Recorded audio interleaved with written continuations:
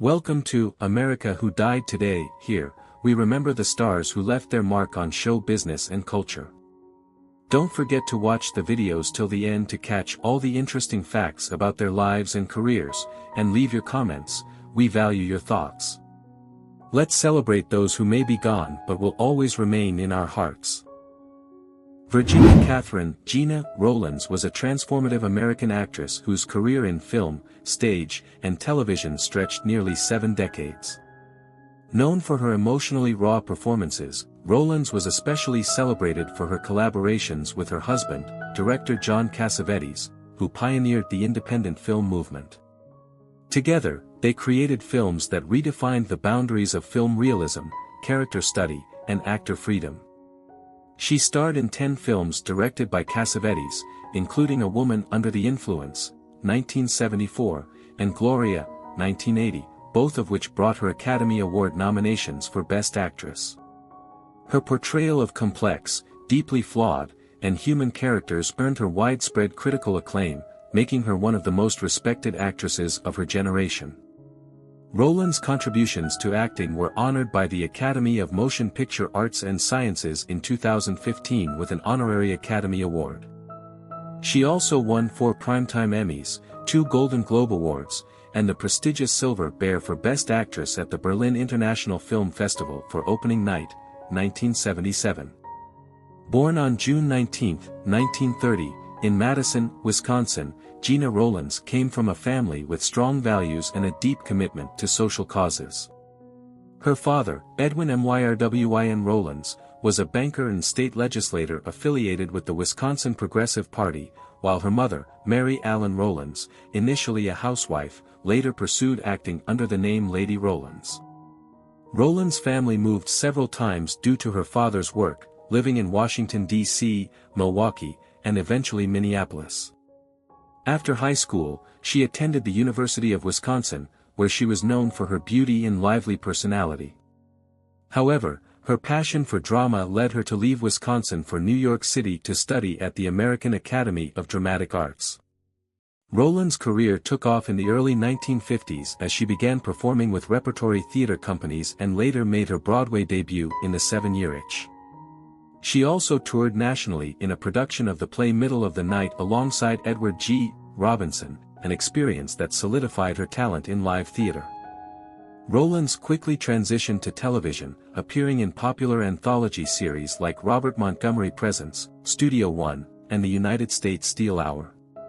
Her film debut came with The High Cost of Loving, 1958, but it was her role in Lonely Are the Brave, 1962, starring Kirk Douglas, that brought her wider recognition in Hollywood.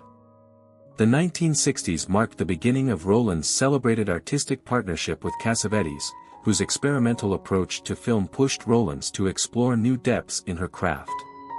She starred in Faces, 1968, Minnie and Moskowitz, 1971, and the critically acclaimed A Woman Under the Influence, 1974, which earned her an Academy Award nomination and established her as a powerful force in cinema. She also starred in Gloria, 1980. Another Oscar-nominated performance, as a woman who single-handedly takes on a crime syndicate to protect a young boy. These roles were groundbreaking in their portrayal of women with fierce independence, vulnerability, and emotional intensity. Rowlands' work during this period set new standards for female actors in Hollywood, showcasing a realism and rawness that made her characters unforgettable. Throughout her career, Rowlands explored a variety of roles outside her collaborations with Cassavetes. In 1988, she starred in Woody Allen's Another Woman, playing a middle-aged woman forced to confront deep truths about her life, a role for which she received critical acclaim. Her performance in Another Woman was praised for its nuance and introspection, with critics like Roger Ebert noting that it demonstrated the breadth of her talent beyond her work with Cassavetes. Rowlands continued to captivate audiences in films like Something to Talk About, 1995, where she played Julia Roberts' mother, and Hope Floats, 1998, where she portrayed Sandra Bullock's mother. She also won her 3rd Emmy for her performance in Hysterical Blindness, 2002, directed by Mira Nair. In 2004, Rowlands appeared in The Notebook, directed by her son Nick Cassavetes, playing the older version of Allie, a woman with Alzheimer's disease. This poignant role resonated deeply with audiences and demonstrated Rowlands' continued ability to connect with viewers on a profound emotional level, even in her later years. Her performance in The Notebook introduced her work to a new generation, solidifying her legacy as one of the great actresses of her time. She also won a Daytime Emmy for her role in The Incredible Mrs. Ritchie, 2004. Rowlands' personal life was as rich as her professional one.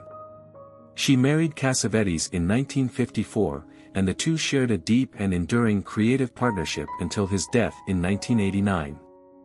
Their 3 children, Nick, Alexandra, and Zoe Cassavetes, each pursued careers in film, with Nick and Zoe following in their parents' footsteps as directors. In 2012, Rowlands remarried, tying the knot with retired businessman Robert Forrest. Known for her kindness, warmth, and dedication to her craft, Rowlands was admired not only as a powerful actress but also as a loving mother and a supportive spouse. Richard Simmons, a name synonymous with enthusiasm, empathy, and energetic encouragement, captivated the world with his vibrant persona, deeply caring nature, and dedication to fitness. Born Milton Teagle Simmons on July 12, 1948, in New Orleans, Louisiana, Simmons began his journey as a fitness icon driven by personal struggles with weight. Known for his signature, "Sweatin' to the Oldies," workout tapes and his inclusive Slimmons gym, he changed countless lives through his empathetic approach to fitness. His life was a testament to the notion that kindness, persistence, and personality could positively impact people on an unparalleled scale. In the early years, Simmons faced significant struggles with weight gain, stemming from childhood. At just 5 years old, he became acutely aware of society's negative perception of obesity, an awareness that would shape much of his life's work. By adolescence, Simmons weighed 182 pounds, and in early adulthood, his weight escalated to 268 pounds. Striving for change, he moved to Los Angeles in the 1970s, where he eventually lost over 100 pounds and found his calling in fitness. However, what set him apart was not just the weight loss but his motivation to make fitness inclusive. Simmons transformed fitness into an enjoyable, supportive experience for everyone, particularly for those who felt out of place in traditional gyms. This vision led him to open Slimmons, an aerobic studio that welcomed people from all backgrounds, providing a non-judgmental environment that emphasized exercise, well-being, and self-love. With Slimmons, Simmons did more than create a gym, he built a community, sparking a revolution in fitness that reached beyond physical health. His personality, marked by effervescent energy and theatrical flair, quickly attracted national attention. Simmons became a media favorite, with his fitness empire expanding to include The Richard Simmons Show, a hit talk show in the 1980s that emphasized fitness, diet, and self-improvement. The show earned multiple Emmy Awards and reinforced his role as a beloved television personality. During this period, Simmons introduced his widely successful "Sweatin' to the Oldies" video series, which became iconic in the world of fitness. The videos combined high-energy aerobic workouts with nostalgic music, making exercise accessible and entertaining for millions. In an era when fitness was often tailored to the already fit, Simmons championed the needs of the overweight, inspiring viewers with his optimism, humor, and sincerity. His message of self-acceptance, combined with a commitment to health, resonated profoundly with audiences, solidifying his legacy in popular culture. Beyond his fitness career, Simmons expanded his influence as a health and wellness advocate. He became a political activist, notably lobbying for non-competitive physical education in schools. In his later years, his advocacy took on a more personal note, as he lent his voice and resources to those affected by Hurricane Katrina in his native New Orleans. He shared deeply personal accounts of how the hurricane impacted his family, illustrating his compassion and dedication to his roots. Despite his success and positivity, Simmons was also known for his introspective, sometimes private nature. He largely withdrew from the public eye after 2014, sparking media speculation and public curiosity about his health and well-being. Rumors swirled, fueled by his sudden reclusiveness and a podcast, Missing Richard Simmons, which delved into his disappearance from the spotlight. While he occasionally addressed these rumors, reaffirming that he was content in his privacy, he maintained a degree of mystery, leaving fans to wonder about the man behind the iconic persona. Simmons continued to inspire and connect with people from a distance, even as his public appearances dwindled. His influence endured, with his YouTube channel being reactivated in 2020 to release archived workouts during the COVID-19 pandemic, providing comfort and guidance to a world in need of his unique, joyful approach to health. Throughout his life, Simmons balanced his public persona with a deep sense of humility and faith. Raised in a Catholic family, he remained spiritually grounded, often reflecting on the role faith played in his life's journey. His personal life, while often subject to public speculation, remained relatively private. He famously kept his romantic relationships and close friendships out of the media spotlight, focusing instead on his connection with the broader public. On July 13, 2024, the world bid farewell to Richard Simmons, a fitness legend who had inspired countless individuals to pursue health, happiness, and self-acceptance. Simmons' legacy is not merely in the pounds he helped shed or the aerobics he made popular, but in the joy, resilience, and self-love he encouraged in millions worldwide. His story, filled with laughter, compassion, and an unwavering commitment to helping others, continues to resonate as a reminder of the power of positivity and the impact of a life dedicated to service.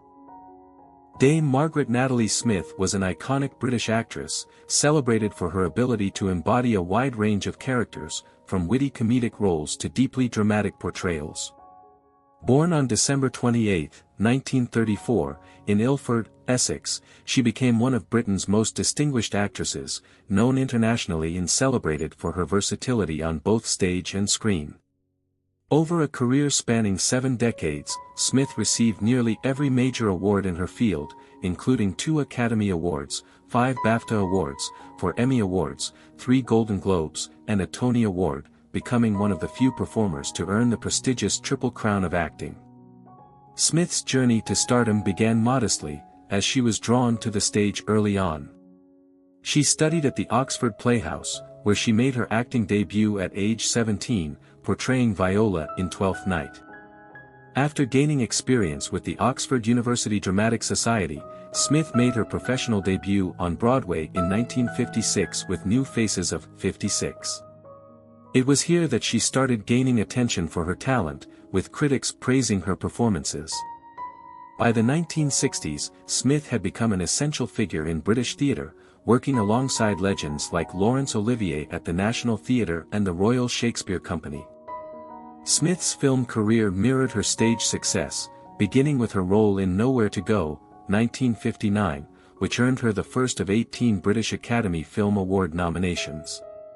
Her portrayal of Desdemona in the 1965 film adaptation of Othello marked her first Oscar nomination. Her breakthrough, however, came in 1969 with her role as Jean Brodie in The Prime of Miss Jean Brodie. This performance won her the Academy Award for Best Actress, as well as widespread acclaim for her portrayal of the unconventional, inspirational schoolteacher. Critics were captivated by her ability to bring depth and nuance to characters, with reviewers praising her technical brilliance and emotional range. During the 1970s, Smith's career continued to flourish as she took on a variety of memorable roles. In 1978, she won her second Oscar, this time for Best Supporting Actress in California Suite. In this role, she played a character who, ironically, was also an Oscar nominee.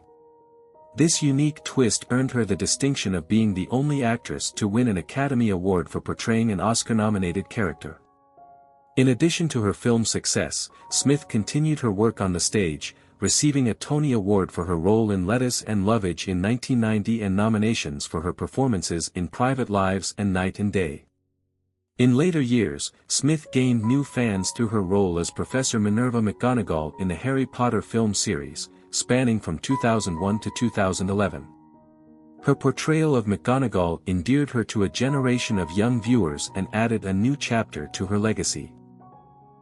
Smith also garnered significant acclaim for her role as Violet Crawley, the sharp-tongued Dowager Countess of Grantham, in the period drama series Downton Abbey. This role brought her 3 Emmy Awards and cemented her reputation as one of television's most beloved figures. Smith's career was not without challenges.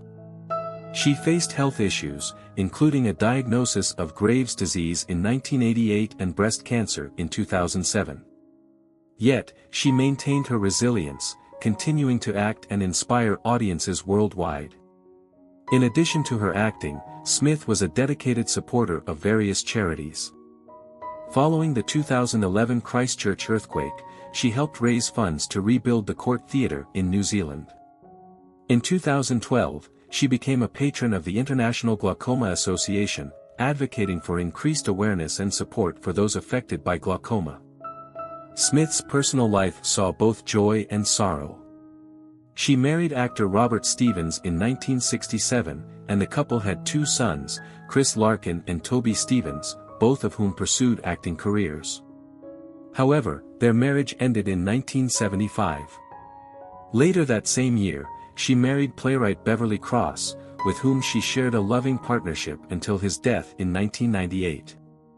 Reflecting on her experiences in a 2013 interview, Smith spoke of the challenges of loneliness after losing her spouse, emphasizing the importance of companionship.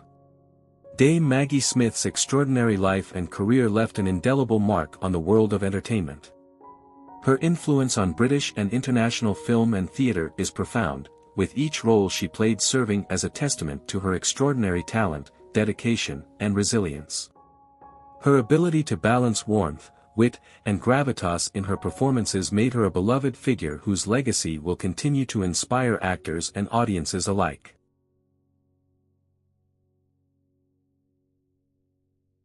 Thank you for watching this video. May the memory of these outstanding people continue to inspire us all. We cannot change the course of time, but we can keep in mind their contribution and significance. If this video has affected you or you want to know more, don't forget to subscribe to our channel and leave a comment. Let's continue to share their stories and keep the memory of them together. See you soon, and remember that those we love never leave without a trace.